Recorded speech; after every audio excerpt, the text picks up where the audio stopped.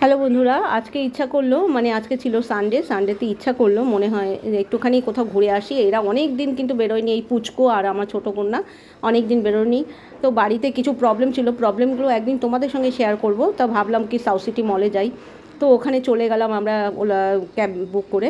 তারপরে যাই হোক, ওখানে থেকে আমি চলে গেলাম কিন্তু স্পেন্সারে কিছু গ্রসারি জিনিস কেনার ছিল, ওগুলো কিনে টিনে তারপরে একদম ফুড কোর্টে চলে গেলাম। ফুড কোর্টে গিয়ে আমার পুচকুর বায়না ছিল ফ্রেঞ্চ ফ্রাই খাবে। তারপরে যাই হোক, আমরা কি আর শুধু বসে থাকবো, তাই জন্য কী করলাম, আমরা চা নিয়ে নিলাম, তারপরে কোল্ড ড্রিঙ্ক নিলাম, আর চিজা নিল, আর ফ্রেঞ্চ ফ্রাই ওর জন্য নেওয়া হলো, ও খেলো। যাই হোক, খেলাম, বেশিক্ষণ আর ওয়েট করলাম না, কেন আর ভালো লাগছিল না, ভীষণ টায়ার্ড লাগছিল। তারপরে যাই হোক, খাওয়া দাওয়া করে আবার ক্যাব বুক করা হলো। ক্যাব বুক করে ভাবলাম কি যে বাড়িতে গিয়ে তো আবার রান্নাবান্না করতে হবে, তাই জন্য বেশি দেরি না করে চলে আসলাম।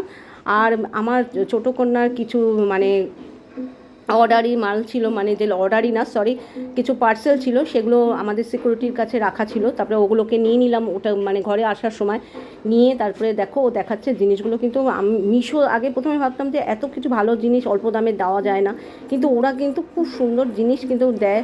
আর দেখে মনে হয় সব কিছুই অর্ডার করি। যাই হোক, তারপরে চা খেয়ে নিলাম। কেমন লাগলো ব্লগটা তোমাদের? ভালো লাগলে লাইক করো, শেয়ার করো, সাবস্ক্রাইব করো।